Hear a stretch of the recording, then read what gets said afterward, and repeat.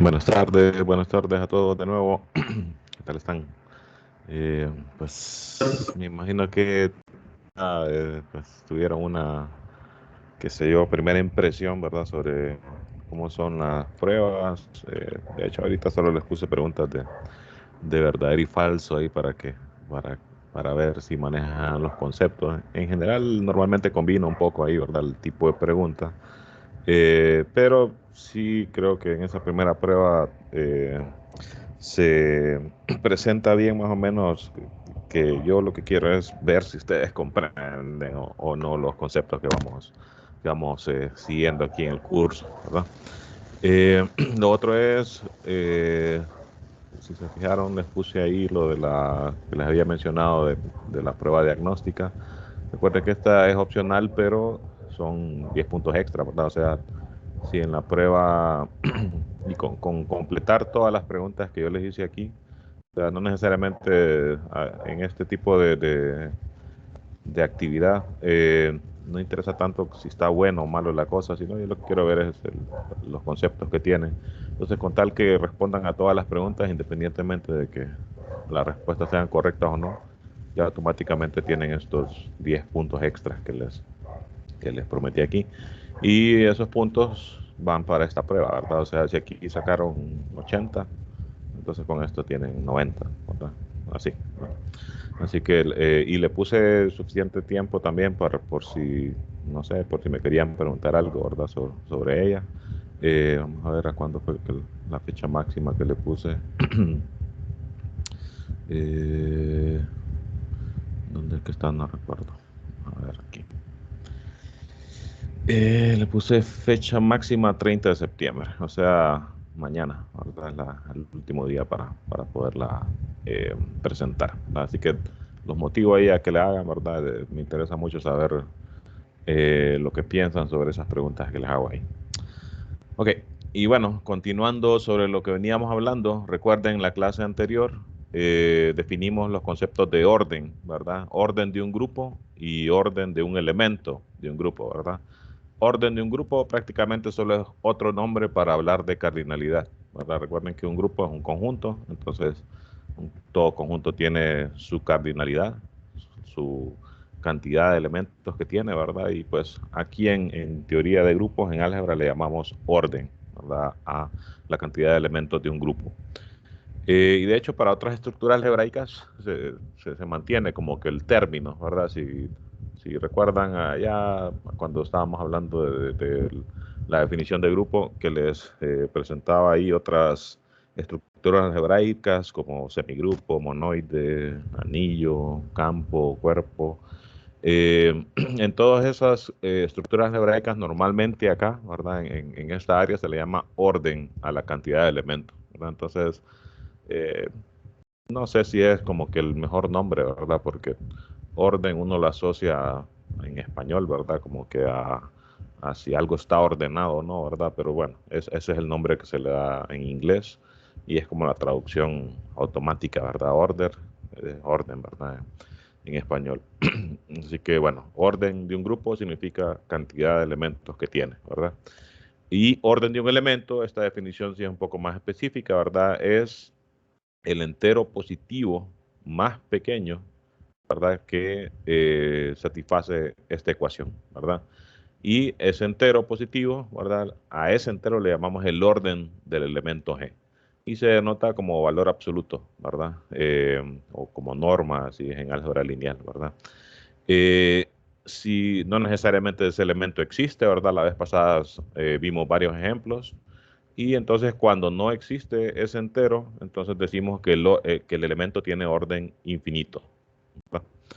Entonces, mucho de la teoría de grupos, de hecho, está como que vinculada como a estudiar, estoy en un grupo que tiene orden tanto y sus elementos, hay tantos que tienen orden tal, hay tantos que tienen orden tal y así. De hecho, si ustedes van como curioseando ahí, avanzando en los capítulos, se van a encontrar que, vamos a ver si lo encuentro rápido, déjenme ver. Eh, Vaya, y miren por ejemplo, este problema. Pruebe dice que este grupo, después vamos a ver qué significa esto, ¿verdad?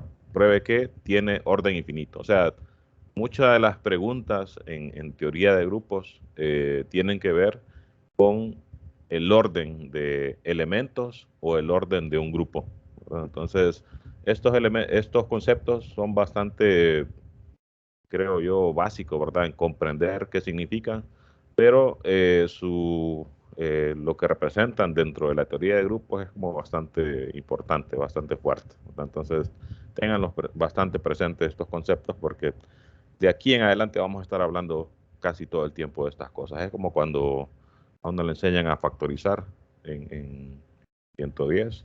Ya después, en las siguientes clases, en casi todas las clases hay que factorizar otra vez, ¿verdad? Entonces, viene siendo algo así esto, ¿verdad? Que es bastante fundamental. Entonces hay que comprenderlo bien. No son, como les digo, conceptos que creo yo que sean difíciles de entender, ¿verdad? Ténganlos bastante presentes. En este capítulo de hecho es bastante corto. De hecho voy a tratar de terminarlo hoy para que ya estemos listos para hacer una siguiente prueba. Suena como que, uy, otro capítulo, pero ya van a ver que realmente no tiene mucho. Estos ejemplos que hacen aquí son similares a los que yo les presenté en la clase anterior, ¿verdad? En tal grupo el orden de tal elemento es tal. El orden de tal elemento es tal. ¿Por qué? Y ahí se ve por qué, ¿verdad? El otro concepto fundamental que presentan aquí, en este capítulo, perdón, es el concepto de subgrupo. Subgrupo, lo más parecido que nosotros conocemos al concepto de subgrupo, es el concepto de subespacio en álgebra lineal, y de hecho es casi la misma cosa aquí, ¿no? Recuerden, en álgebra lineal tenía un espacio vectorial, entonces un subespacio era un subconjunto del espacio vectorial que también era espacio vectorial, ¿verdad? Con respecto a las mismas operaciones, y quizás eso es lo más importante aquí. Un subconjunto H de un grupo G es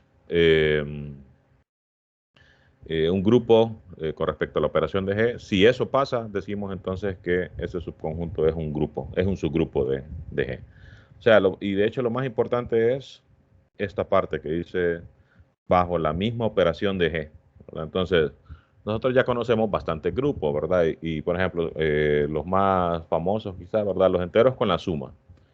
Los enteros con la suma es un subgrupo, y fíjense que aquí indican que la notación que se utiliza para decir como de forma abreviada tal es un subgrupo de tal es el símbolo del menor o igual. Y aquí menor o igual significa H es un subgrupo de G.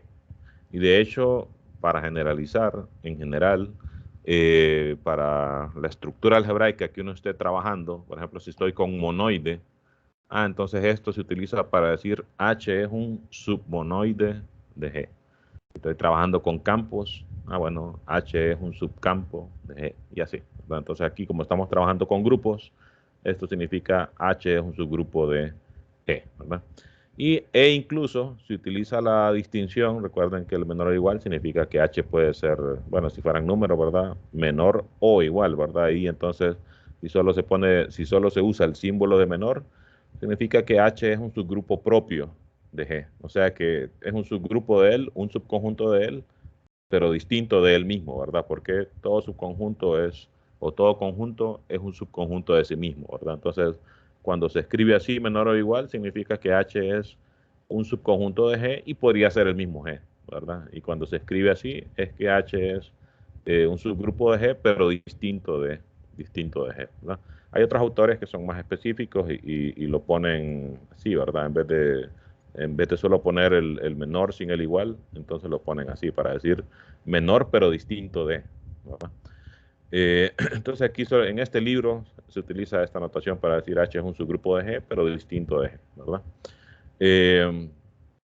Hay dos grupos, o para un grupo hay dos subgrupos que siempre van a ser subgrupos. Uno es el mismo, ¿verdad? Todo conjunto que ya es un grupo, pues va a ser subgrupo de sí mismo, porque satisface la definición como trivialmente, ¿verdad? Tiene que ser un subconjunto y que sea un grupo con respecto a la misma operación. Bueno, el mismo grupo satisface eso, ¿verdad? Entonces, ese es un subgrupo trivial. Si yo tengo un grupo cualquiera, como este, entonces uno dice, bueno, este es un subgrupo de sí mismo, ¿verdad? Es trivialón, eso, ¿verdad? Y lo otro es el conjunto que solo tiene la identidad. Ese es el otro grupo que de hecho aquí le llaman, fíjense, su grupo trivial de cualquier grupo. Viene siendo como cuando, de hecho siempre, si se ponen a pensar, siempre les menciono como que asocian estas cosas con lo de álgebra lineal, ¿verdad? De espacios vectoriales, porque pues de hecho es la estructura algebraica que en este punto creo que ustedes más manejan, ¿verdad? Entonces, igual, si recuerdan allá, el conjunto que solo tenía el cero siempre era un subespacio de cualquier espacio vectorial, ¿verdad? Entonces aquí pasa similar. Al conjunto que solo tiene la identidad, siempre va a ser un subgrupo, ¿verdad? ¿Por qué? Porque va a satisfacer todas las propiedades, va a ser cerrado, porque si yo solo tengo la identidad, entonces solo puedo operar la identidad con sí mismo, ¿verdad? Y entonces la identidad, independientemente del grupo que esté trabajando, la identidad operada con sí mismo siempre es la identidad. Entonces es cerrado, ¿verdad? Hay asociatividad, ¿verdad? Si hago esta operación así, es lo mismo a que la haga así, ¿verdad?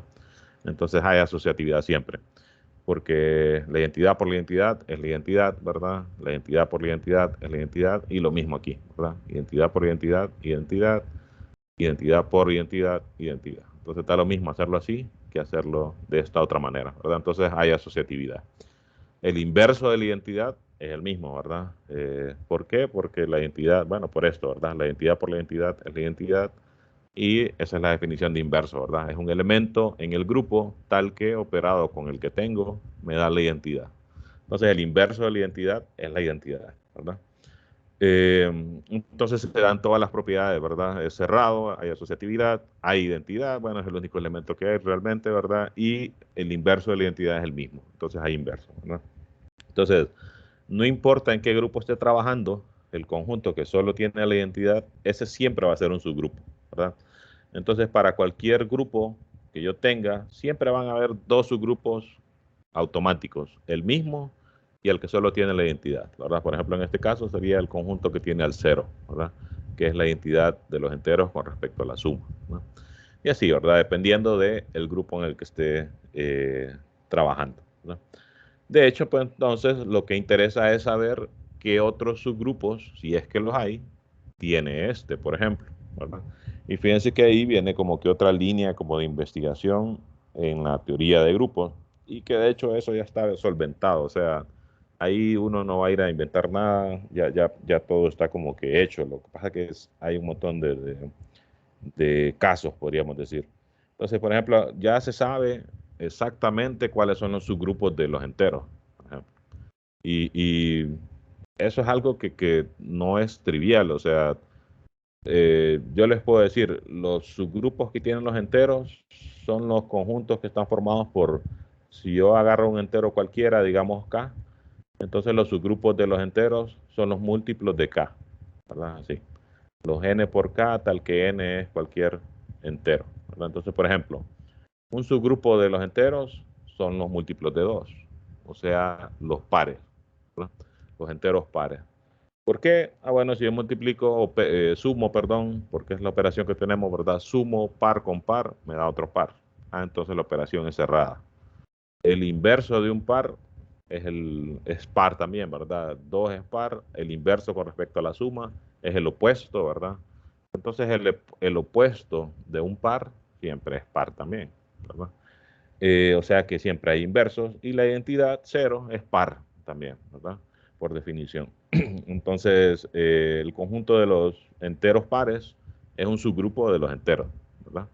El conjunto formado por los múltiplos de 3, por ejemplo, ¿verdad? También es un subgrupo de los enteros. Y así, si yo agarro cualquier entero y yo digo el conjunto de múltiplos de ese entero, eso siempre va a ser un subgrupo de los enteros. Y de hecho se puede demostrar, que es lo que les digo, que no es trivial, pero es algo que ya está como bien clasificado en esta área. Les puedo decir, estos son los únicos subgrupos de los enteros. Que ahí eso, si se ponen como a pensarlo, pues uno no se convence así nomás, ¿verdad? De hecho, en matemáticas, como que uno se acostumbra a eso, ¿verdad? Que le dicen algo y uno dice, no lo veo, entonces en todo caso quiero ver la demostración, ¿verdad? Para convencerme de que es cierto, ¿verdad? Entonces se puede demostrar que los únicos subgrupos de los enteros son los múltiplos de algún entero en particular, ¿verdad? De hecho, es bien probable que eso esté como ejercicio acá. A ver si si aparece como rapidito por acá, porque es algo clásico, es un problema clásico en esta temática. A ver. No, de hecho, fíjense que creo que eso se prueba hasta más adelante cuando se está hablando de anillos. Bueno, mi memoria no es mi principal habilidad, pero no me extrañaría que esté como problema aquí. Pruebe que los únicos subgrupos de los enteros son los múltiplos de algún entero en particular. Pero puede ser que esté más adelante, entonces, pero no lo recuerdo bien, la verdad. Ok, si tengo cualquier otro de los grupos conocidos, por ejemplo, si estoy en ZN, ¿verdad? Y en particular me tomo un n en particular, Z8, por ejemplo. Recuerden que estos eran los enteros, desde 0, ¿verdad? Hasta n-1, o sea, hasta 7. Y entonces me pregunto cuáles serán los subgrupos de este grupo. En este caso, como es un grupo finito, es una cuestión de ponerse a probar, ¿verdad? Uno, cuando el grupo con el que estoy trabajando es finito, exhaustivamente yo puedo decir, este es un subgrupo, este no, este es un subgrupo, este no, y así. Entonces, para que un subconjunto de este sea un subgrupo, pues necesariamente tiene que ir la identidad, ¿verdad? Este no hay forma de quitárselo, ¿verdad? Si yo pongo un elemento, entonces automáticamente tengo que poner el inverso de él para que sea grupo, ¿verdad? Entonces digo, ¿cuál es el inverso de 1 en Z8? Bueno, sería 7, porque 1 más 7 es 8, módulo 8, 0, que es la identidad. Bueno, entonces si yo pongo un elemento cualquiera, automáticamente tengo que poner su inverso. Entonces, por ejemplo, si yo cierro esto aquí, esto ya es un subgrupo, ¿verdad? Porque todo elemento, el inverso de este es este, el inverso de este es este, ¿verdad? Tengo la identidad. La asociatividad es como que una propiedad que se hereda, ¿verdad? Si yo ya sé que todo este conjunto es asociativo, entonces cualquier subconjunto también lo va a hacer, ¿verdad? Entonces eso es como que no es necesario chequearlo, porque si yo ya vengo de un grupo es porque es asociativo. Significa que esa propiedad asociativa se da para todos los elementos del conjunto, en particular se va a dar para unos cuantos también, ¿verdad? Entonces tengo asociatividad, tengo cerradura, ¿verdad? Si yo sumo este con este, me da este, ¿verdad? Eh, Vamos a ver. Bueno, pero si sumo 1 con 1, me daría 2. Entonces no tengo cerradura. Entonces fíjense que eso me obliga a decir, ok, si yo agregué este elemento, entonces, y lo opero él con sí mismo, ¿verdad? 1 más 1 sería 2. Entonces forzosamente tengo que añadir ese elemento, ¿verdad? Si lo que quiero es formar un grupo. Entonces más bien no, ¿verdad? Esto no, así como lo tengo, no sería un grupo. 1 más 1, 2. Bueno, ya entonces tengo cerradura para el 1. Pero si ya tengo este, 2 más 2, 4, entonces tengo que añadir ese elemento para que se dé la cerradura. Y así sucesivamente, ¿verdad? Entonces uno se pregunta, ¿cuáles serán entonces los subgrupos de Z8? Según esto, pareciera, ¿verdad? Como que los únicos subgrupos van a ser los triviales. Recuerden que esos siempre van a estar, ¿verdad? El conjunto que solo tiene la identidad y el mismo siempre son subgrupos de él. Pero no, por ejemplo, si yo solo pongo la identidad y 4, entonces si yo sumo 4 con 4, 8, módulo 8, 0. Entonces el inverso de 4 es el mismo. O sea que aquí tengo existencia de inverso. Y además tengo cerradura, porque si yo sumo 4 con 0, me da 4. 0 con 0, me da 0. 4 con 4 me da 8, pero estoy módulo 8, entonces me da 0. Entonces, este sí cumple con todos los requisitos, ¿verdad? Y este entonces es un subgrupo de Z8. ¿Será que es el único? No, por ejemplo, fíjense si yo pongo 0, 2, 4 y 6, los pares, digamos, de aquí, pues también funciona, ¿verdad? Porque el inverso de 2 es 6, el inverso de 4 es 4, ¿verdad? 4 más 4 es 8, ¿verdad? Módulo 8, módulo 8 es 0. 2 más 6 es 8, módulo 8 es 0, ¿verdad? 6 con 6 me da 12, 12 módulo 8 es 4. Bueno, tengo cerradura, ¿verdad? 2 más 2, 4. Si lo hago 3 veces, 2 más 2 más 2 me da 6. Si lo hago 4 veces, me va a dar 0 y así sucesivamente, ¿verdad? Entonces, esto también es un subgrupo de Z8, ¿verdad? Y así yo podría seguir como tanteando, ¿verdad? Porque como este conjunto no es tan grande, yo puedo ir probando. Voy a ver si le pongo solo la identidad tiene que ir fijo. Si pongo el 7, por ejemplo, ¿será que esto es un subgrupo? Ah, bueno, verifico cerradura, existencia de inversos. Ah, 7 más 7, 14. Módulo 8, 6, ¿verdad? Ah, no, entonces no tengo cerradura, entonces esto no es un subgrupo, ¿verdad?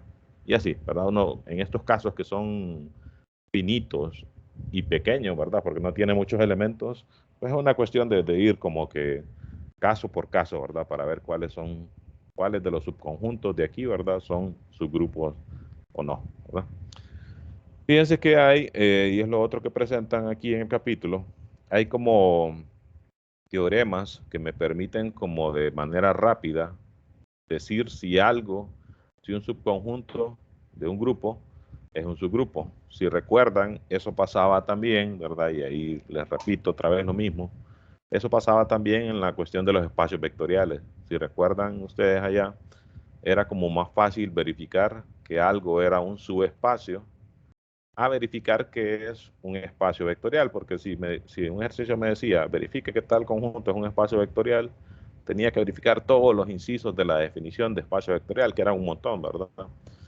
Pero si recuerdan, había una propiedad, un teorema que decía, si el conjunto es cerrado, bueno, tiene al cero, y es cerrado con respecto a la suma, y el punto para escalar es, bueno, entonces va a ser un subespacio. Entonces básicamente lo que me decía era, en vez de chequear todas las propiedades que definen un espacio vectorial, solo tiene que chequear las cerraduras y con eso va a ser suficiente para que uno diga, tal conjunto es un subespacio, ¿verdad? Entonces, estos criterios aquí son similares a eso, ¿verdad? Aquí lo que me dice es, tengo un grupo H, un subconjunto no vacío de G, ¿verdad? Si A por B inversa dice está en H siempre y cuando o cuando A y B están en H, entonces H va a ser un subgrupo. Entonces, lo que me está diciendo este teorema es, si yo verifico que esto se cumple, entonces automáticamente H va a ser un subgrupo de G. Entonces, la ventaja es que no tengo que verificar las 4 cosas que me pide, ¿verdad? La definición de grupo, ¿verdad? Cerradura, asociatividad, identidad, ¿verdad? E inverso. Sino que, verifique que esto es cierto, ¿verdad? Y con eso va a ser suficiente. Y aquí está la demostración, que no es nada difícil, no tiene nada loco, solo si quieren veámoslo así rapidito.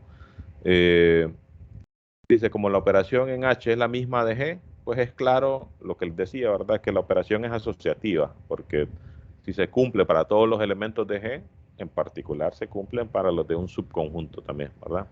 La asociatividad, como les digo, en este sentido no genera problema, ¿verdad? Porque solo como que se hereda de todo el grupo. Luego dice, vamos a ver que la identidad está en H, bajo la hipótesis que se tiene, ¿verdad? Bueno, dice, fíjense, como H es no vacío, podemos tomar algún elemento que esté en H, ¿verdad? Es no vacío, significa que tiene algún elemento. Bueno, llamémosle X, ¿verdad? A ese elemento que está en H. Y hagamos que en esta hipótesis, ¿verdad? Del teorema, que A por B inverso esté en H cuando A y B están en H, ¿verdad? Esa es la hipótesis. Si eso ocurre, entonces es un subgrupo. Entonces usamos la hipótesis. Dice aquí, usemos la hipótesis con A, en vez de A vamos a poner X, en vez de B vamos a poner X también. ¿Cuál es X? Bueno, el elemento que dijimos, como H es no vacío, tiene algún elemento, llamémosle X, ¿verdad? Entonces, si aquí, ¿verdad? En la hipótesis que tiene el teorema, sustituimos en vez de A, X, y en vez de B, X también, lo que me va a quedar aquí es X por X inverso. Pero ese X, como H es un subconjunto de G y G es un grupo, independientemente de cuál sea ese X, X operado con su inverso, por la definición de grupos, es la identidad. ¿Verdad? Entonces aquí me dice, bueno, A por B inverso está, de hecho aquí está, en inglés se suele como que escribir así a veces. Aquí está escrito un poquito al revés de como lo escribiría uno en español. Uno en español esta condición normalmente la diría, si A y B están en H, entonces, o que eso implica que A por B inverso está en H. O sea, uno le escribiría así, ¿verdad? Eh, si A y B, ¿verdad? Están en H, entonces A por B inversa, por el inverso de B está en H. Normalmente así lo escribiríamos en español. Aquí está escrito un poquito al revés. Si A por B inversa está en H, cuando A y B está en H, entonces H es un subgrupo de G. Entonces aquí sería, si esto se cumple, bueno, entonces H es un subgrupo de G, ¿verdad? Entonces, fíjense, visto de esta forma, lo que estamos diciendo ahí es, bueno, como H es no vacío, tomo un elemento que está en H, ¿verdad? Ya que es no vacío, le llamo X, ¿verdad?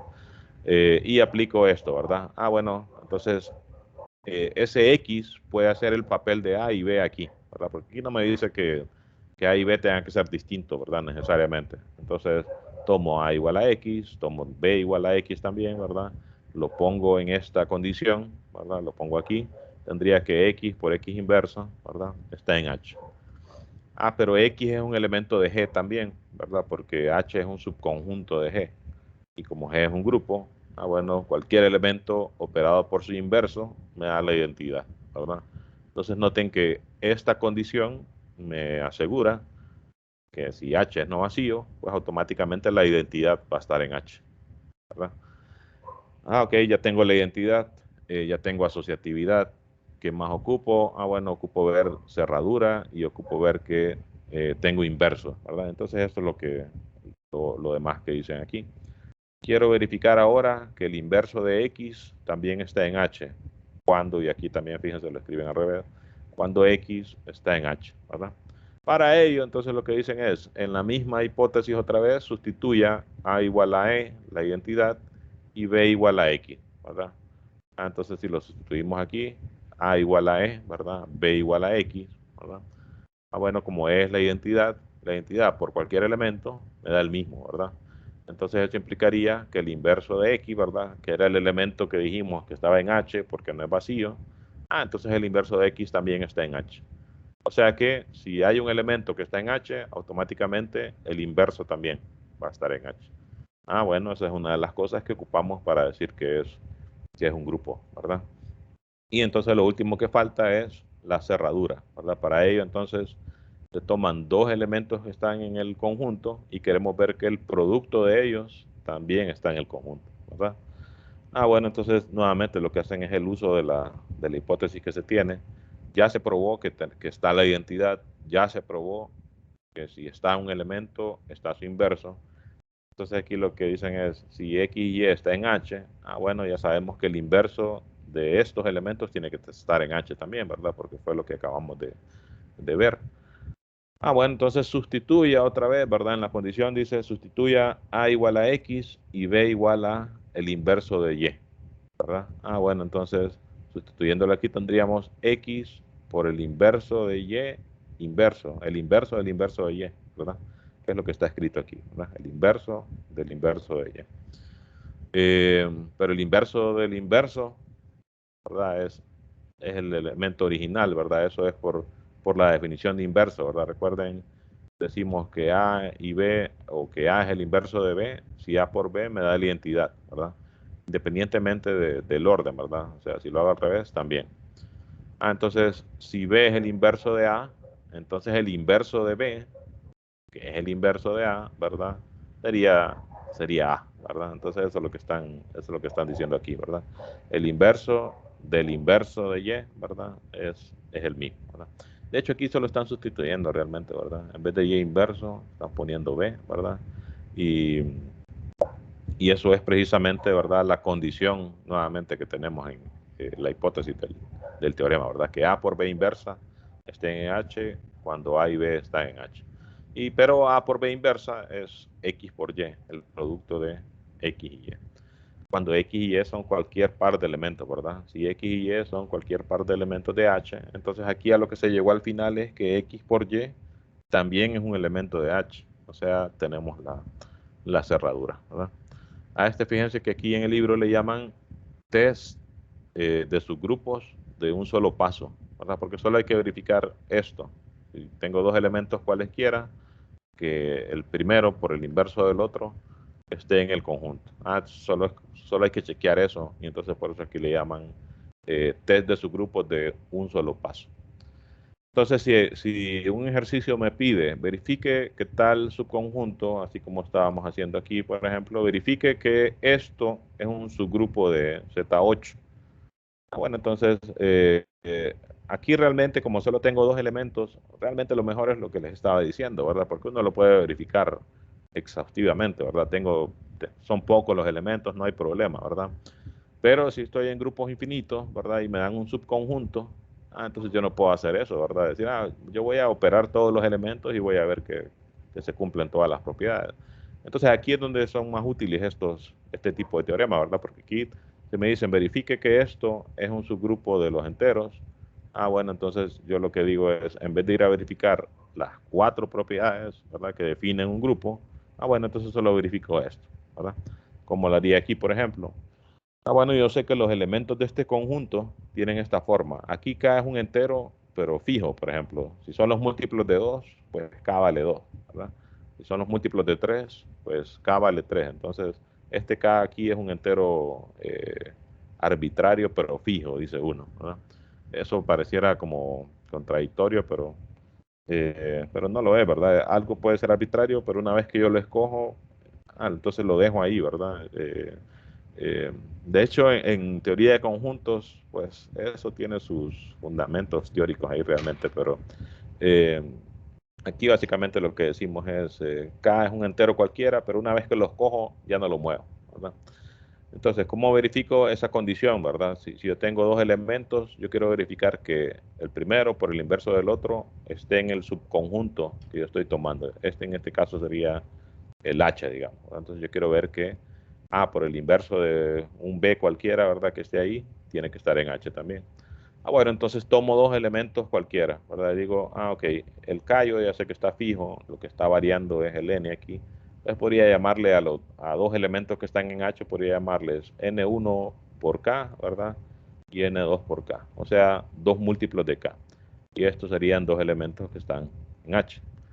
Yo quiero ver que esto se cumple. Yo quiero ver que el primero por el inverso del otro también está en H. Bueno, escribámoslo.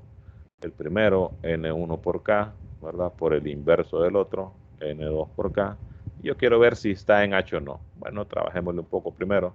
Recuerden que aquí como la operación es suma, ¿verdad? Entonces el inverso de un elemento es el opuesto, ¿verdad? De manera que cuando lo sume me dé cero, que es la identidad. Entonces esto se transformaría en N1 por K, por el inverso de este, que sería el opuesto, ¿verdad? Menos N2 por K. Simplifico, ¿verdad?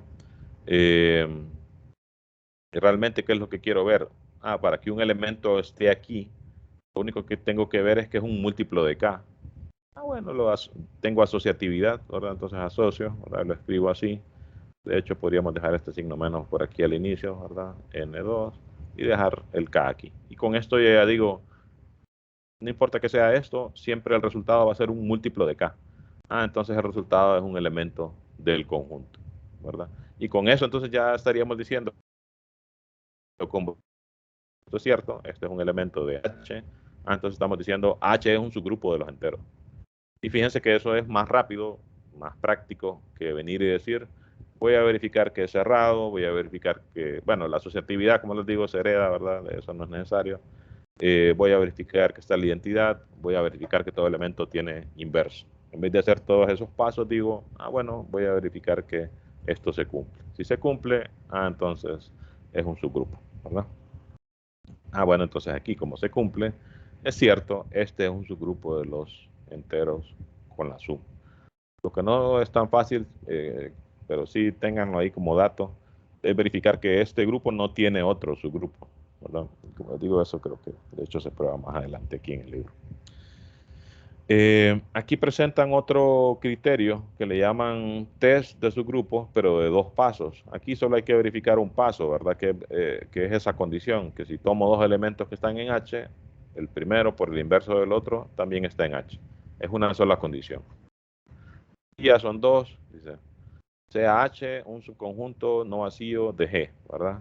Si A por B está en H, dice, cuando A y B está en H, o sea, si el conjunto es cerrado, ¿verdad? Con respecto a la operación, y existen inversos, ¿verdad? Si es cerrado y existen inversos, entonces va a ser un subgrupo.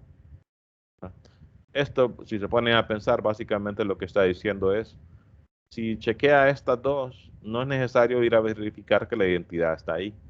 Claro, es lo que está diciendo esto, ¿verdad? Si estas dos se cumplen, la identidad va a estar ahí. Y eso es lo que hacen aquí en la prueba, ¿verdad? Utilizar esas condiciones para ver que es cierto que la identidad está ahí. Esta, pues si se fijan, solo son 3 líneas prácticamente, ¿verdad? Solo de escribirlo prácticamente, no tiene ningún truco ni eso. Como ustedes ya sabrán, ¿verdad? Hay demostraciones de teoremas que hay veces que sí son complicadas. Ahí yo me voy a detener más a explicarlas, pero estas cosas realmente no tienen problema. Entonces, fíjense, para verificar otra opción, ¿verdad? Para verificar que algo es un subgrupo, pruebo que es cerrado y pruebo que hay inverso. Si esas dos se cumplen, entonces va a ser un subgrupo. O sea, no tengo que ir a verificar todas las de la definición. Y en ese sentido es que les decía, esto se parece a aquel resultado de los subespacios, ¿verdad? Que me decía que solo tenía que verificar que el cero estaba y que había cerradura, ¿verdad? Con respecto a las dos operaciones. Esto se parece, ¿verdad? Bastante a ello. Les recomiendo que lean los ejemplos, ¿verdad? Que están aquí en el libro. Yo trato de hacerles ejemplos un poco diferentes para añadir, ¿verdad? A lo que está aquí. Este otro criterio es para ver cuando un subconjunto finito es un subgrupo, ¿verdad? O sea, este es bien específico.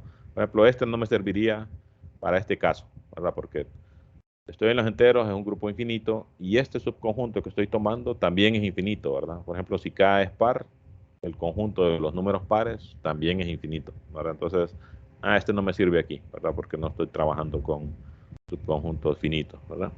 Pero si es finito, fíjense lo que dice, sea H un subconjunto no vacío finito, ¿verdad? De un grupo. Si H es cerrado, entonces es un subgrupo. Entonces fíjense que todavía esto lo que me está diciendo es, si el subconjunto que estoy considerando para ver si es un subgrupo o no es finito, no tiene que chequear ni una ni dos como estaban en los test anteriores, ¿verdad? Simplemente hay que verificar que es cerrado. Y con eso va a ser suficiente para decir, está la identidad también y hay inversos. Fíjense la prueba, creo que tiene un poquito de argumentación aquí. En base a los teoremas anteriores, dice, solo queremos ver que hay inversos, ¿verdad? Recuerden, el teorema anterior de 2 pasos decía que sea cerrado y que hay inversos. Entonces aquí me están diciendo, es cerrado. Entonces vamos a utilizar el criterio anterior para verificar que es un subgrupo. Ya tengo que es cerrado, según el criterio anterior, solo me falta ver que hayan inversos. Si se dan esas dos cosas, ya sé por el teorema anterior que va a ser un subgrupo. Entonces es lo que dicen aquí, ¿verdad? Por el teorema anterior solo tenemos que ver que existen inversos, ¿verdad? Entonces tomo un elemento A, ¿verdad? Que está en el conjunto. Si es la identidad, bueno, el inverso de la identidad es el mismo siempre, independientemente del grupo que esté trabajando, ¿verdad? Entonces no hay problema. Si ese elemento es la identidad, su inverso es el mismo y entonces está en el conjunto, ¿verdad? Bueno, entonces asumimos que no es la identidad, ¿verdad? Ok, si no es la identidad, fíjense, aquí ya están utilizando otra estrategia aquí. Y de hecho, este tipo de estrategias, antes de verla, traten ustedes siempre de cuando lean estas pruebas, no solo es una cuestión de entender la demostración, eso es una parte fundamental, ¿verdad? Cuando uno está leyendo o estudiando cualquier área de matemáticas, ¿verdad? Pero más que eso, fíjense, ustedes traten de ver las demostraciones como que son los métodos que se utilizan para comprobar algo. De manera que cuando ustedes vienen y agarran un ejercicio aquí, pruebe que esto es cierto. Y yo no sé para dónde agarrar, no sé qué hacer. Entonces las cosas que uno como que va a imitar, así como cuando uno le enseñan a integrar, ¿verdad? Y hay un montón de técnicas de integración y entonces uno las imita, ¿verdad? Uno dice, esta integral se parece a una que ya había hecho, entonces voy a tratar de hacerla similarmente. Entonces, estas pruebas vienen siendo como los métodos que se utilizan acá, ¿verdad? Entonces uno dice, si yo no sé qué hacer, bueno, voy a tratar de imitar lo que hicieron aquí en la demostración. Y estas son como las estrategias como que se pueden utilizar. No son las únicas y en ese sentido esto es como que más amplio, ¿verdad? Que por ejemplo cuando uno aprende a integrar, ¿verdad? Porque ahí solo le dicen a uno, estas se hacen por partes, estas se hacen por no sé qué, y así, ¿verdad? Y si sale otra ahí rara y no se puede hacer con las técnicas que uno le enseñaron, pues, bueno, ni me la podrían preguntar, ¿verdad? Porque en ese sentido es bien amplio ese mundo, ¿verdad? Entonces aquí pasa algo similar. Y lo otro es que las integrales, pues hay algunas integrales que se pueden hacer de varias maneras, ¿verdad? No necesariamente solo se hacen con una sola técnica, por ejemplo. Entonces aquí pasa similar, ¿verdad? En los problemas, las cosas que uno quiere imitar son las que hacen aquí en las demostraciones, pero no necesariamente es que solo así se puede hacer, ¿verdad? Y de hecho se motiva bastante a los estudiantes como para generar o para que crezca como que la creatividad, ¿verdad? De cada quien, como que a intentar lo que uno se le ocurre, ¿verdad? Y si no llega a nada, bueno, entonces imite las cosas que hace el libro, ¿verdad? De hecho, aquí en los ejemplos también, tómenlos como que, estas son cosas que yo puedo hacer y que puedo intentar para hacer un ejercicio que no me sale, ¿verdad? Por ejemplo. Ok, entonces fíjense, acá ya utilizan una estrategia un poquito diferente. Dicen, consideramos un elemento, ¿verdad? Si es la identidad, bueno, el inverso de la identidad es el mismo, no hay nada que verificar entonces. Si no, entonces fíjense, dice, vamos a considerar el conjunto de potencias de ese elemento. El elemento por sí mismo, 3 veces, 4 veces y así, ¿verdad? Las potencias del elemento A. Como el conjunto, por hipótesis, es cerrado, entonces estos elementos son parte del conjunto, ¿verdad? Porque esa es la hipótesis que tenemos. Entonces, si yo ya sé que eh, aquí, ¿verdad? Que A está en el conjunto, como el conjunto es cerrado, A por A también está en el conjunto. Si lo hago 3 veces, también, ¿verdad? Y no importa cuántas veces lo haga, por la cerradura, ¿verdad? Entonces va a seguir estando en el conjunto. Pero el conjunto es finito, entonces esta como que secuencia pues tiene que tener elementos repetidos, ¿verdad? O sea, no puedo seguir esto infinitamente si el conjunto es finito, ¿verdad? O más bien, sí lo puedo hacer, pero se van a tener que ir repitiendo los elementos, ¿verdad? Porque si no, no sería finito, ¿verdad? El conjunto. Entonces, eso es lo que dicen acá. Fíjense, como H es finito, no todos estos elementos pueden ser distintos, ¿verdad? Porque aquí esto tiene que para repetirse en algún momento. Entonces dicen, bueno, como estos se repiten, digamos que los que se repiten son una potencia I con una potencia J. O sea, por ejemplo, que A al cubo sea igual que A a la 10, por ejemplo, ¿verdad? Y así, ¿verdad? Eso es lo que he escrito en general. Que A a la I sea igual a la J.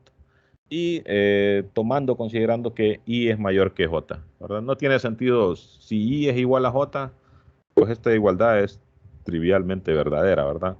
Pero estamos diciendo, en esta secuencia, algunos elementos se van a repetir. Entonces nos interesa que sean distintos, ¿verdad? Y por eso aquí ponen para I mayor que J, como diciendo, este es distinto de este, ¿verdad? Y no hay problema con decir que uno sea mayor que el otro, ¿verdad? O sea, aquí no habría problema si uno dijera con J mayor que I. No hay problema, ¿verdad?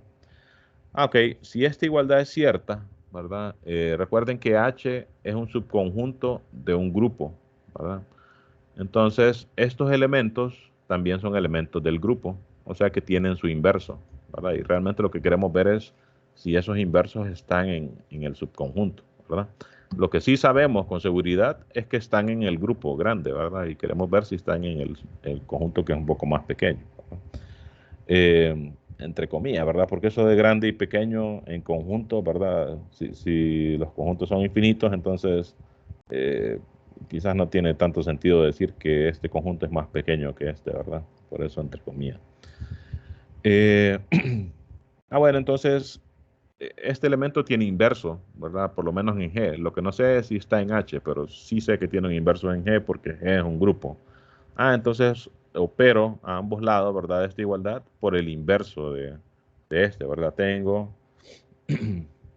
Eh, tengo A a la I, ¿verdad? Igual a la J. Yo ya sé que estos son elementos de un grupo, entonces este elemento tiene un inverso. En la notación esta exponencial, el inverso de a a la j es a a la menos j, ¿verdad? Porque cuando los opero, recuerden que aquí sí se satisfacen algunas reglas de exponentes, ¿verdad? No todas, es importante tener presente eso, pero sí se cumple que cuando yo multiplico a a la menos j por a a la j, pues sumo los exponentes, ¿verdad? Menos j más j me da 0 y por definición, ¿verdad? Cualquier elemento a la 0 era la identidad. Entonces es cierto que el inverso de este elemento es este, ¿verdad? Entonces si lo opero aquí a ambos lados, me queda a la i, ¿verdad? Por a la menos j y aquí me queda la identidad, ¿verdad? Por esto de aquí. Y esto de acá, por la propiedad esta de que sí se pueden como sumar los exponentes, ¿verdad? Esto de acá sería a a la I menos J, ¿verdad? Entonces esta igualdad implica esta igualdad. Que noten que esto es como natural, ¿verdad? Este tipo de cosas son, uno las hace en los reales y entonces quizás uno no se pondría a pensar mucho para hacer esto, ¿verdad? Pero tengan cuidado, ¿verdad? Porque lo que les decía, que hay propiedades que realmente en grupos no funcionan, ¿verdad? Entonces, no hay que hacer así como que tan rápido las cosas, sino pensar, se puede hacer esto según las reglas que yo tengo en un grupo. Sí, sí se puede. Entonces, ok. Pero como que uno se detiene un momento a pensar o a verificar si se puede o no, ¿verdad? Entonces es lo que están diciendo aquí, ¿verdad? Como esto es igual a esto, entonces esto es igual a la identidad, ¿verdad? Operando por el inverso de A a la J a ambos lados, ¿verdad? Como habíamos asumido que ese elemento no era la identidad, entonces esto tiene que ser mayor que 1, están diciendo aquí. Si fuera 1, entonces estaríamos diciendo que A fuera la identidad, ¿verdad? Y es distinto de J, entonces este exponente no es 0, ¿verdad? Entonces tiene que ser mayor que 1, ¿verdad? Eh, si fuera negativo, pues realmente por lo que se asumió aquí, ¿verdad? Que I es mayor que J, pues no, ¿verdad? No va a ser negativo, ¿no? Entonces, por eso aquí era importante mencionar esto. Si lo hubiésemos puesto al revés, pues quizás entonces en vez de multiplicar por el inverso de A a la J aquí, ambos lados hubiéramos multiplicado por el inverso de A a la I, para que el exponente que tenga I sea positivo, ¿verdad? Luego entonces dice, fíjense, de esta igualdad tengo esto, igual a la identidad con el exponente mayor que 1, ¿verdad? Ok, entonces aquí fíjense es como que esté multiplicando por A y por el inverso de A, ¿verdad? Es como que tenga esta igualdad aquí y es como que multiplique A y el inverso de A, ¿verdad? Acá. No hay problema, ¿verdad? Porque A por el inverso de A es la identidad, entonces es como que esté multiplicando por la identidad. Y simplifico esto, ¿verdad? Con la misma regla esta de sumar los exponentes. Entonces esto sería A por A la I menos J, ¿verdad? Menos 1, ¿verdad?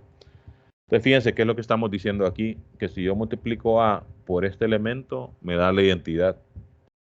Entonces estoy diciendo que este es el inverso de A, ¿verdad? Y este exponente de acá, ¿verdad? Habíamos dicho que I menos J era mayor que 1, entonces I menos J menos 1, ¿verdad? Si esto es mayor que 1, ¿verdad? Puede ser 2, 3, qué sé yo, ¿verdad? Entonces, esta resta también va a ser mayor que 0, sería por lo menos, ¿verdad? Mayor o igual que 1, dicen acá, ¿verdad? Entonces, y como les digo, aquí con esta igualdad lo que estamos concluyendo, ¿verdad? Es que este elemento es el inverso de A, ¿verdad? ¿Por qué? Porque este operado con A me da la identidad. Y esa es la definición de inverso, ¿verdad? Eh, y aquí dicen, ¿verdad? Bueno, como I menos J era mayor que 1, entonces I menos J menos 1 es mayor o igual que 1, ¿verdad?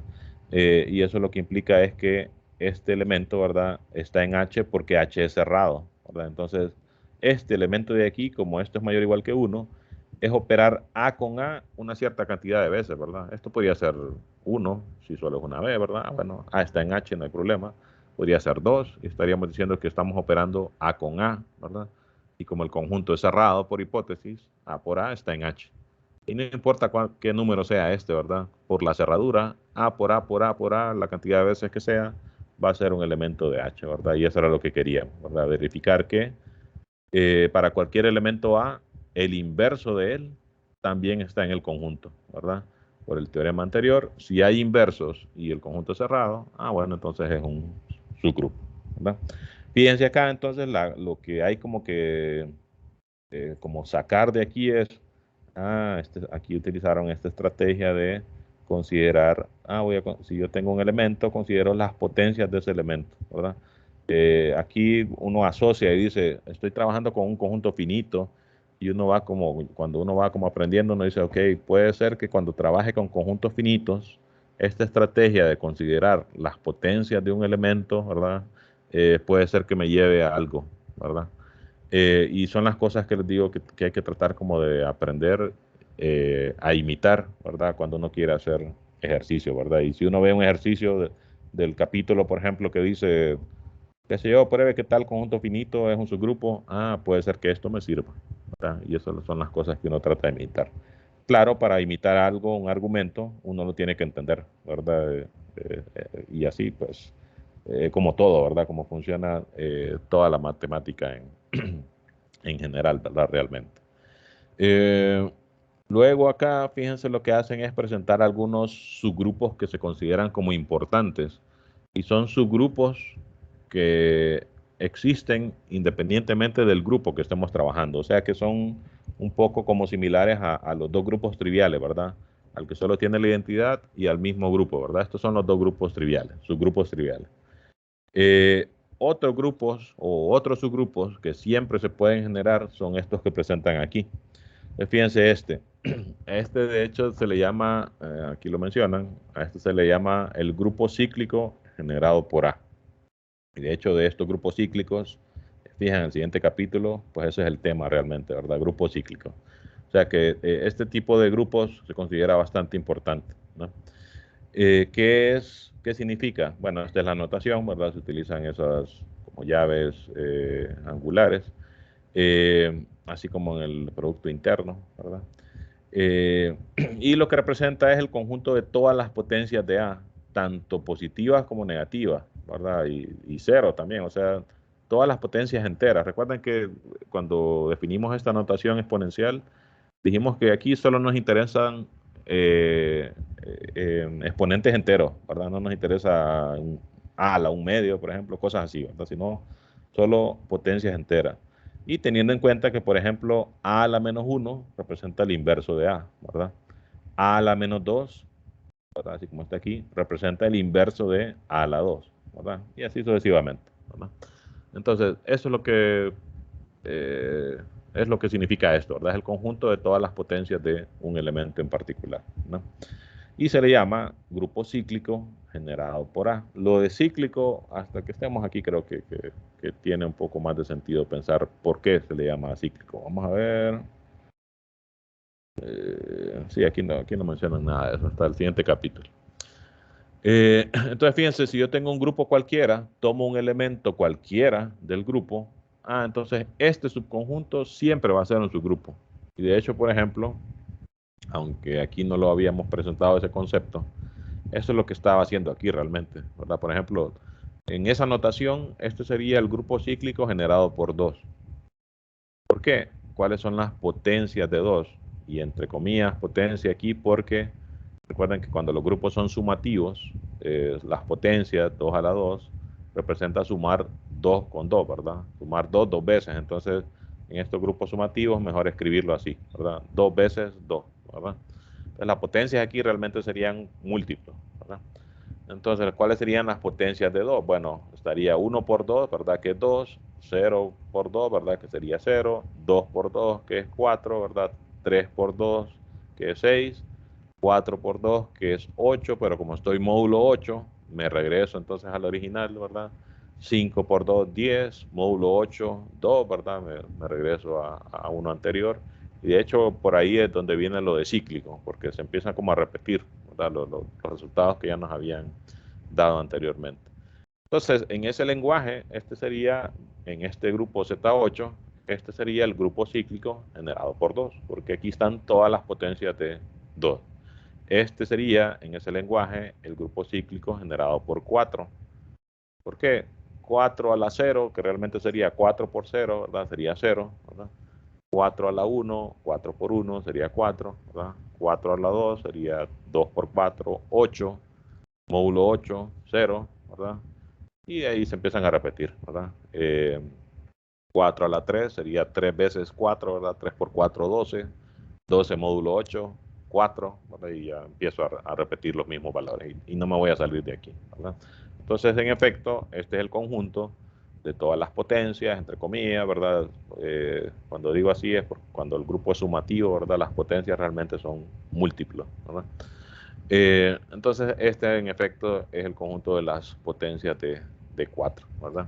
Y así, esto yo lo puedo hacer en cualquier grupo, ¿verdad? Y aquí pueden ver, aquí hacen varios ejemplos, ¿verdad? En un 10, en Z10, en los enteros. en DN, que era aquel grupo de las simetrías, ¿verdad? Fíjense acá, por ejemplo, en este ejemplo 11 dice, en los enteros, el grupo cíclico generado por 1 es todos los enteros. ¿Por qué? Bueno, el grupo es sumativo, ¿verdad? Entonces, las potencias de -1 realmente serían -1 a la 2, por ejemplo, sería -1 más -1, ¿verdad? Sumar 2 veces el -1. Ah, bueno, eso me va a dar -2. Y si voy sumando -1 así, me van a dar todos los negativos, ¿verdad? Cuando tome potencias negativas, por ejemplo, -1 a la -2, ¿verdad? Aquí sería el inverso de -1 operado 2 veces, ¿verdad? Déjenme escribirlo. Estamos en los enteros, ¿verdad? Entonces ahí decir -1 a la 2 o a la -2, ¿verdad? Sería operar el inverso de -1, ¿verdad? 2 veces, ¿verdad? Entonces, ¿cuál es el inverso de -1? Bueno, como son los enteros con la suma, ¿verdad? Entonces es el opuesto, ¿verdad? El opuesto de -1, 1, ¿verdad? Ah, bueno, esto es 2 por 1 y esto sería 2, ¿verdad? -1 a la -2 es 2. Y ojo, aquí hay que centrarse en lo que estamos trabajando aquí, ¿verdad? Recuerden que esto no tiene sentido en cálculo, por ejemplo, ¿verdad? Pero aquí tiene todo el sentido del mundo, ¿verdad? Entonces, -1 a la -2 es operar el inverso de -1 2 veces, ¿verdad? Como le escribí aquí. El inverso de -1, operarlo 2 veces, ¿verdad? Como la operación es suma, operarlo 2 veces. ¿Cuál es el inverso de -1? 1. Si opero 2 veces 1, 1 más 1, ¿verdad? 2.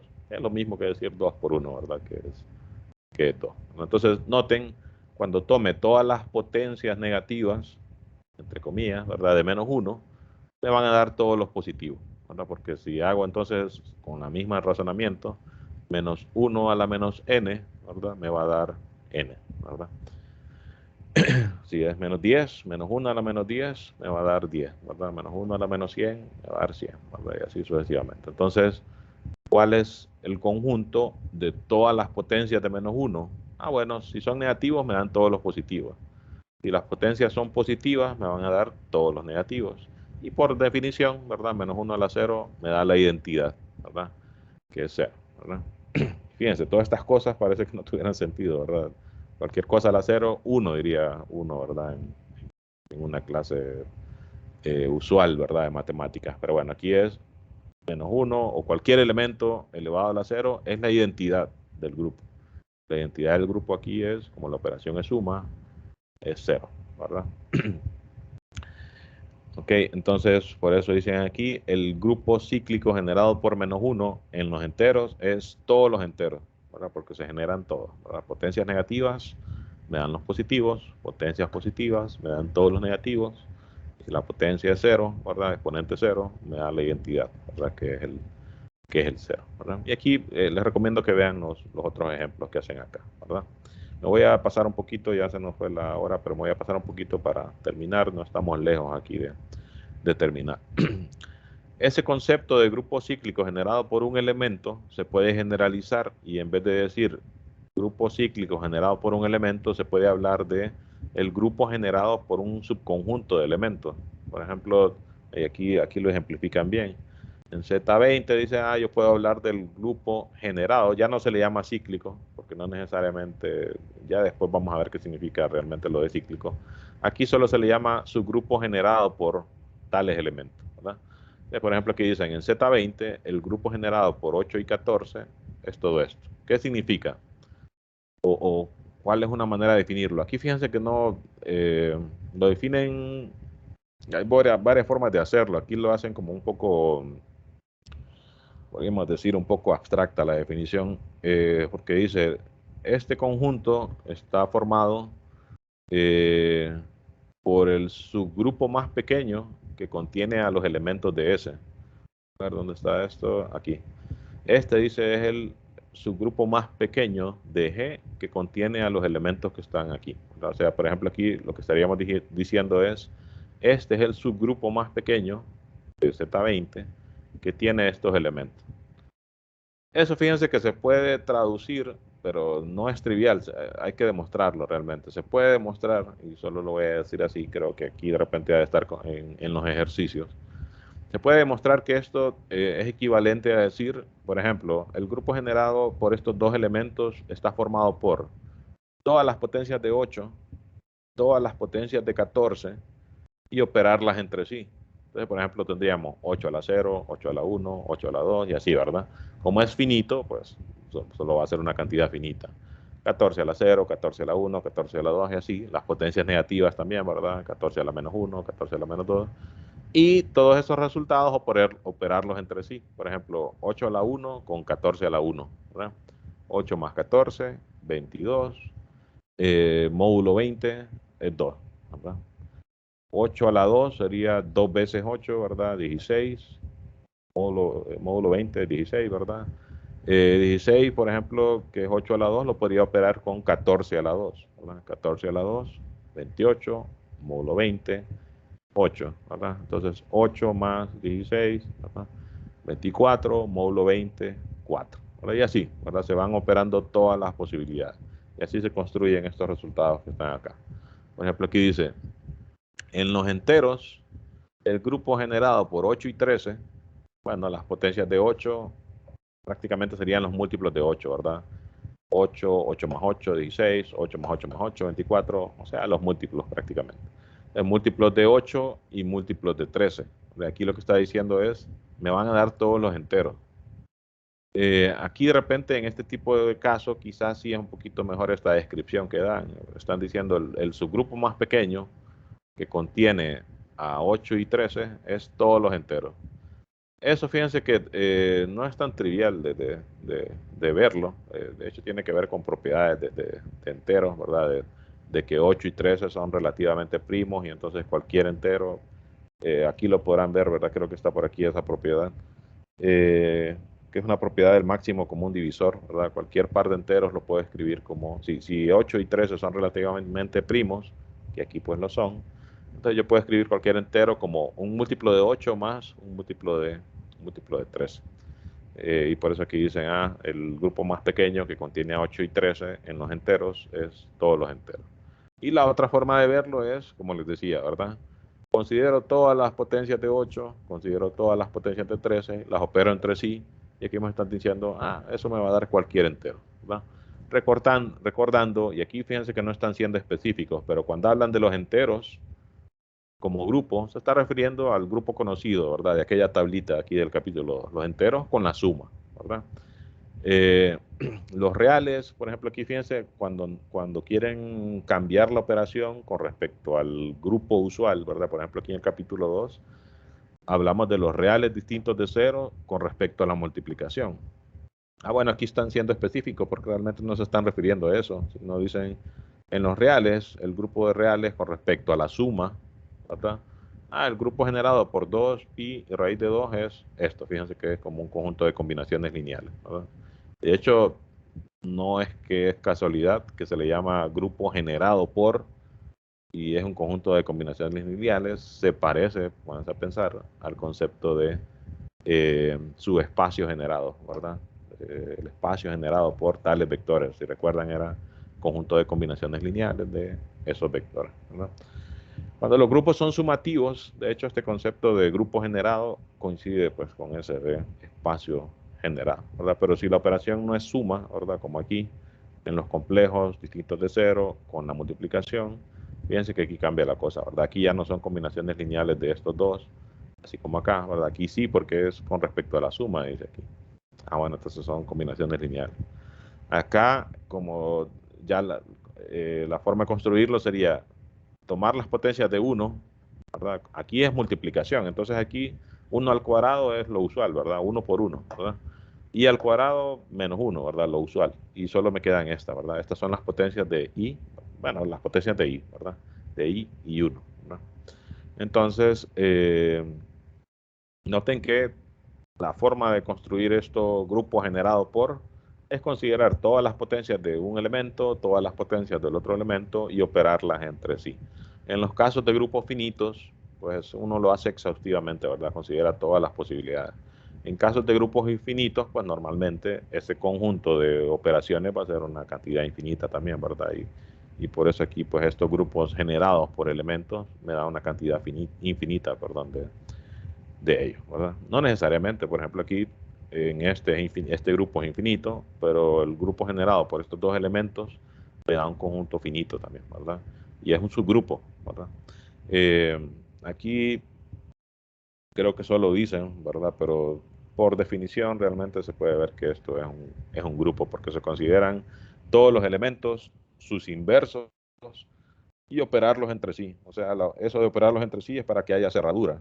Estamos diciendo considerar todas las potencias, entonces van a haber inversos, va a estar la identidad, ¿verdad? Entonces se van a cumplir todos los requisitos para que sea un grupo, ¿verdad?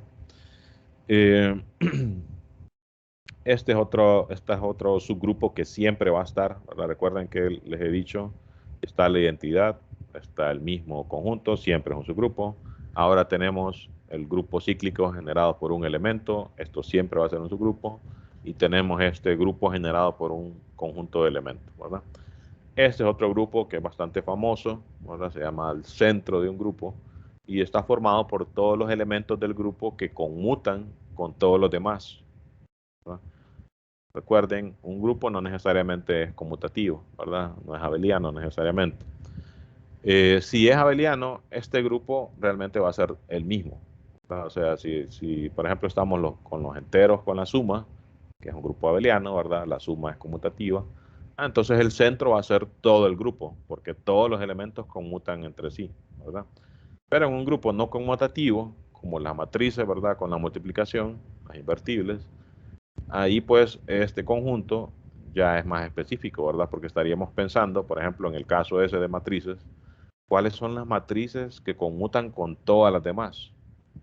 Si no me equivoco, solo son las matrices escalares que se le llaman, ¿verdad? Que son diagonales y con el mismo elemento en la diagonal, ¿verdad? O sea, por ejemplo, como la identidad multiplicada por un escalar, ¿verdad? Eh, no estoy seguro, pero creo que así es eso, ¿no? Entonces, este grupo, el centro de un grupo, está formado en palabras, como que es más fácil decirlo, ¿verdad? Es el conjunto de todos los elementos del grupo que conmutan con todos los demás, ¿verdad? Y aquí en símbolos es los A que están en G, tal que A por X es igual a X por A para todo X en G, ¿verdad? O sea que estos A que estamos escogiendo conmutan, ¿verdad? Con todos los elementos de G, ¿verdad? Esto también siempre va a ser un grupo, ¿verdad? Aquí hacen la prueba, creo que aquí utilizan, no sé si utilizan el segundo, el criterio que era comprobar que es cerrado y que hay inverso. Recuerden que teníamos varias opciones para verificar que algo es un subgrupo o no, ¿verdad? Y aquí dice, bueno, para variar, utilicemos el teorema 3.2, que era el de dos pasos, ¿verdad? Veámoslo rápidamente, solo para ver. Creo que aquí no hay ningún argumento así muy rebuscado, entonces, pero veamos. Claramente dice la identidad está en el centro. ¿Por qué? Porque la identidad conmuta con todo, ¿verdad? Eso era parte de la definición de la identidad, ¿verdad? Que cualquier elemento operado con la identidad, independientemente del orden que lo hiciera, me deje el mismo elemento, ¿verdad? Entonces, sí, es cierto, la identidad conmuta con todos los elementos del grupo, ¿verdad? Independientemente cuál sea esto, ¿verdad? Entonces sí, hay veces que los libros abusan de eso, ¿verdad? Es decir, claramente tal cosa pasa, ¿verdad? Hay veces que esos claramente no son tan claros, ¿verdad? De hecho, yo no lo recomiendo que uno lo utilice cuando uno escribe una demostración, ¿verdad? Salvo que de verdad, por ejemplo, aquí sí es claro, ¿verdad? Pero eso es como subjetivo, ¿verdad? Entonces, es mejor no utilizarlo, ¿verdad? Ya estos autores de estos libros pues ya tienen mucha experiencia, entonces como que se pueden dar el lujo de hacerlo, ¿verdad? Pero uno que está aprendiendo no es recomendable. Luego dice, supongamos que A y B están en el centro, ¿verdad? Y lo que quieren ver es que A por B también está en el centro. Entonces, ¿qué es lo que se cumple? Si yo ya sé que A y B están en el centro, significa que A y B conmutan con todos los demás. O sea, que se cumple esa ecuación, ¿verdad? A por X es igual a X por A. Si B está aquí también, entonces B por X sería X por B, para todo X, ¿verdad? Que está en el grupo. Entonces, lo que quieren ver es que A por B también está ahí. O sea, que A por B por X me dé lo mismo que X por A por B, ¿verdad? Para decir A por B conmuta con cualquier X, ¿verdad? Entonces lo que se utiliza es la hipótesis que A y B están ahí en el centro, ¿verdad? Y asociatividad. Fíjense, A por B por X se asocia, ¿verdad? Es esto mismo. B por X, como B está en el centro, B conmuta con cualquier X. Entonces puedo darle vuelta, ¿verdad? Que es lo de la conmutatividad. Vuelvo a asociar, ¿verdad? A por X, como A está en el centro, entonces A conmuta con cualquier X, ¿verdad? Entonces A por X es lo mismo que X por A. Se vuelve a asociar y se tiene lo que quería, ¿verdad? Que A por B por X es lo mismo que X por A por B, ¿verdad? Queriendo decir, A por B conmuta con cualquier X, ¿verdad? Que está en el grupo. Por tanto, A por B está en el grupo, ¿verdad? Entonces ya tengo la cerradura. ¿Qué me falta? Según este teoremita, ocupo cerradura y existencia de inverso, ¿verdad? Entonces veamos la existencia de inverso. Luego dice, asuma que A es cualquier elemento del centro. Ya sabemos que significa que conmuta con todos los demás, ¿verdad? Y queremos ver que esto es cierto, ¿verdad? Si esto es a lo que queremos llegar. Porque si esto se cumple, estaríamos diciendo que el inverso de A conmuta con cualquier X, ¿verdad? Que esté en G, ¿verdad? Aquí hacen una explicación ahí, pero realmente es una cuestión nada más de decir, yo ya tengo esta igualdad, estoy en un grupo, el inverso de A existe porque estoy en un grupo, entonces lo multiplico, lo quiero quitar de aquí, lo multiplico a la izquierda, a ambos lados de la ecuación, ¿verdad? Tengo A por X igual a X por A, entonces multiplico por el inverso de A la izquierda, ¿verdad? A ambos lados, para cancelarlo de aquí, ¿verdad? Me queda X igual a inverso por X por A. Y ahora lo quito de acá, ¿verdad? Multiplico por el inverso de A, pero ahora a la derecha, ¿verdad? A ambos lados. Y entonces me queda X por A inverso, ¿verdad? Igual a inverso por X, que era lo que quería, ¿verdad? ¿Qué estamos diciendo? A inverso conmuta con cualquier X, ¿verdad? Partiendo de la hipótesis de que A conmuta con cualquier X, ¿verdad? Entonces es cierto, ¿verdad? El inverso de un elemento que está en el centro también está en el centro, ¿verdad? Y noten que aquí ya se está utilizando uno de los criterios, esos que vimos al inicio, para verificar que algo era un subgrupo de manera más rápida, ¿verdad? Sin verificar todos los pasos, aunque aquí prácticamente lo hicieron, porque aquí dijeron, note que está la identidad, es una de las cosas que se ocupa para que sea grupo. Note que es cerrado, otra de las cosas que se ocupan para que sea grupo. Y vea que hay inversos, o sea que aquí lo único que le faltó decir es asociativo, ¿verdad? Pero esa, recuerden que les decía, esa es la que no se chequea nunca, porque ya el grupo es asociativo, entonces cualquier subconjunto también lo va a hacer, ¿verdad?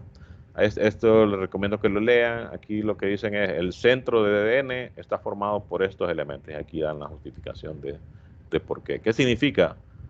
Que aquí dan dos casos, ¿verdad? Si n es par, por ejemplo, en D4, ¿verdad?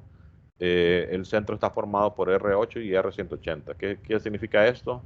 Que R0, perdón, y R180 son los únicos elementos que conmutan con todos los demás. Si se acuerdan, ¿verdad?, cómo funcionaba ese grupo, estaban aquellos elementos H, B, D, D', ¿verdad? Entonces, esto significa que R0 es la identidad, ¿verdad? R0 siempre va a estar en el centro, ¿verdad? Más bien el que quizás no es tan evidente es este, ¿verdad? R180 conmuta, por ejemplo, con H, ¿verdad? O sea que es lo mismo hacer R180 por H que hacerlo al revés, ¿verdad? H por R180, eso es lo que están diciendo aquí, y aquí lo justifica, ¿verdad? Se los dejo ahí que lo lean. Y para terminar, ¿verdad? Ya me tardé algo, pero bueno, ya vamos a terminar. Como decía, este capítulo no es tan largo en comparación al anterior, por ejemplo. Se define otro subgrupo que también tiene la misma como que, podríamos decir, característica, que es que independientemente del grupo que estemos trabajando, este siempre va a ser un subgrupo. Se parece un poco al concepto anterior, que era el centro de un grupo. Fíjense, esto se llama centralizador de un elemento de un grupo. Las diferencias entre los dos conceptos es que el centro de un grupo como que no depende de algún elemento en particular, ¿verdad? El centro de un grupo son todos los elementos que conmutan con todos los del grupo, ¿verdad? Entonces aquí, como ya es en particular para un elemento, está formado por los elementos del grupo, que conmutan con ese elemento en particular, ¿verdad? El centralizador de A se denota así, C de A, centralizador de A, y está formado por los elementos del grupo que conmutan con A, ¿verdad? Pero noten que este es más específico, ¿verdad? Si se ponen como a pensar, este grupo como que uno pensaría que es más pequeño que... Eh, vamos a ver, no, más bien el otro es más exigente, ¿verdad? Porque en el otro los elementos tienen que conmutar con todos, ¿verdad? Y aquí solo tiene que conmutar con uno en particular. Más bien este tiene como que una condición más relajada, ¿verdad? Entonces, lo más seguro más bien es al revés, que el otro, el centro, sea como que más pequeño, ¿verdad? Entre comillas, que este centralizador. Aquí tenemos unos ejemplos, ¿verdad? En D4 dice, el centralizador de R0, que es la identidad, es todo D4. ¿Por qué? Porque cualquier elemento conmuta con la identidad, ¿verdad? Esto es evidente. Esto no tanto. Aquí están diciendo, el centralizador de R180 es todo D4. Bueno, fíjense que no es evidente, pero lo que sí es que tiene relación con lo que se había dicho acá. R180 conmuta con todos cuando n es par. Estoy en D4, n es par. ¿Cuál es el centralizador de R180? ¿Cuáles son los elementos que conmutan con R180? Bueno, según lo que dice aquí, son todos, ¿verdad? Porque aquí me están diciendo el centro, que son los elementos que conmutan con estos, ¿verdad? O con todos, perdón, son estos. Entonces están diciendo R180 conmuta con todos cuando n es par, ¿verdad? Entonces de ahí como que se puede deducir, ¿verdad? Y aquí me están diciendo lo demás sobre otros elementos, ¿verdad? El centralizador de D son estos. ¿Qué quiere decir? Estos son los elementos que conmutan con D, ¿verdad? Noten que la identidad siempre está, ¿verdad? La identidad siempre conmuta con todos los elementos, ¿verdad? Entonces, tanto en este centralizador como en lo del centro, la identidad siempre va a estar. De hecho, hay casos en los que es el único elemento que está. O sea, es posible que exista un grupo en el cual el único elemento que está en el centro es la identidad. O sea, que es el único que conmuta con todos los demás, ¿verdad?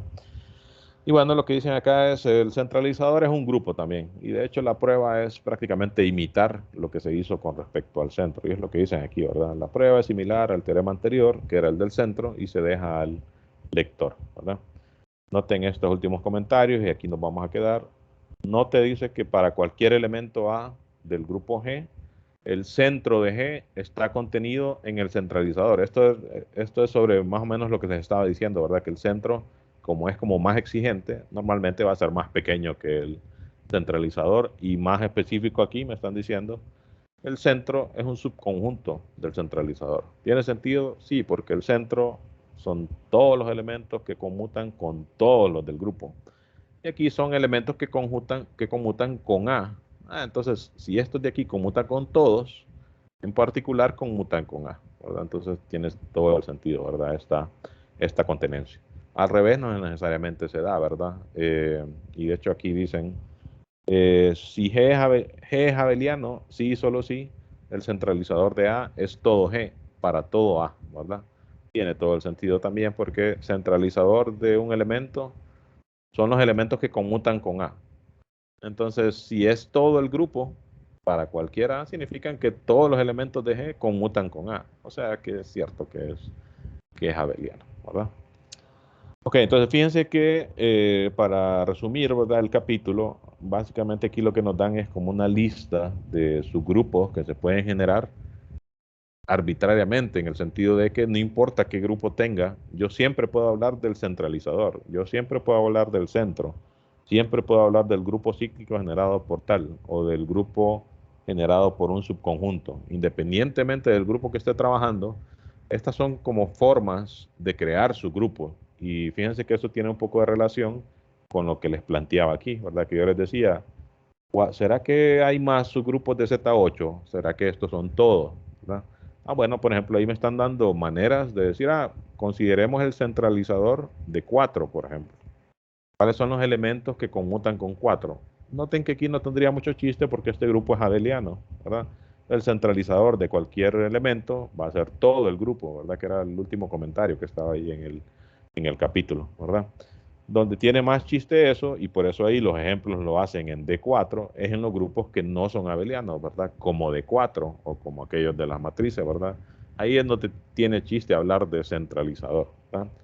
Los otros conceptos como grupo cíclico, eso sí, ¿verdad? Ese sí, como que es interesante independientemente de que el grupo sea abeliano o no, que sea finito o no, ¿verdad? Siempre tienen como que su relevancia, ¿verdad? Ok, igual que antes, ¿verdad? Les recomiendo que traten de hacer la mayor cantidad de ejercicios que puedan, por lo menos de los impares, ¿verdad? Que tienen sugerencias para estudiar de esta parte de aquí, ¿verdad? Eh, con esto terminamos el capítulo, entonces ya les voy a hacer una prueba sobre esto. Lo único es que la otra semana es feriado, ¿verdad? Entonces la próxima prueba sería cuando termine el feriado, o sea, sería el lunes 4 de feriado, entonces lunes 11 de octubre. De todas maneras, yo les voy a poner ahí un aviso, ¿verdad? En el campus, pero lo más seguro es que sea aquí, ¿verdad? Y de manera que tengan tiempo también, porque les acabo de presentar esto, ¿verdad? Entonces, que tengan tiempo para practicarlo y estudiarlo, ¿no? Ok, no sé si tienen alguna consulta, ya sea de lo que hablamos hoy, o de las pruebas, o de la prueba diagnóstica, esa también que les puse. ¿Tienen alguna consulta?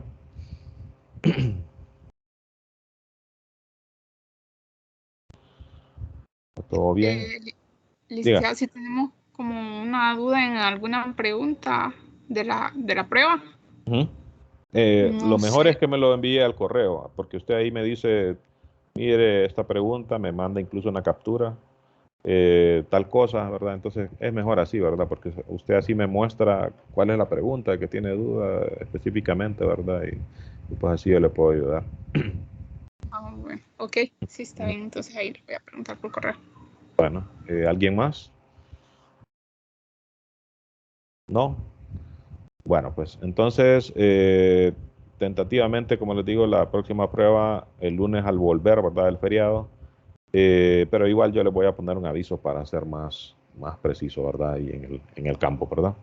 Entonces, pendiente a eso, yo creo que esta semana solo esta reunión vamos a tener, ¿verdad? Como les dije, no siempre, no era, a pesar de que las primeras semanas fue como patrón, ¿verdad? Que martes, jueves, no necesariamente va a ser así, ¿verdad? Va a depender del capítulo. Hay veces que ahí van a ver ustedes que hay capítulos como este, por ejemplo, este capítulo es bien largo, y nos vamos a estar varias semanas ahí para terminarlo. Entonces, depende de lo que estemos trabajando. Este capítulo es cortito y pues por eso en 2 sesiones, ¿verdad? La anterior y esta, pudimos cubrir el contenido, ¿verdad? Recuerden que vamos a continuar con todo esto, entonces como vamos a feriado, ustedes pueden ir avanzando, ¿verdad? Voy a ver de qué se trata el capítulo 4 de grupo cíclico, ¿verdad? E ir, como les digo, practicando de los ejercicios que hay para divertirse aquí, ¿verdad? 70 y tantos ejercicios, ¿verdad? Que es una de las razones por las que escogí el libro también, ¿no? Bueno, pues nos quedamos aquí por hoy. Nos veremos entonces, creo, después del feriado, ¿verdad? Pendientes al campus ahí para cualquier cosa, ¿verdad? No dejen de hacer la prueba esa diagnóstica. Recuerden que son puntos extras. Quizás si tienen 100 en la prueba, quizás no tengan mucha motivación, ¿verdad? Pero como les dije, esa información que les estoy pidiendo ahí me interesa bastante saber cómo andan en eso, ¿verdad? Y no vale puntos, no hay problema ahí si uno se equivoca en algo, ¿verdad? Lo que quiero saber realmente es bueno, la realidad, ¿verdad? Cómo está la cosa, ¿no? Bueno, pues nos veremos. Saludos a todos.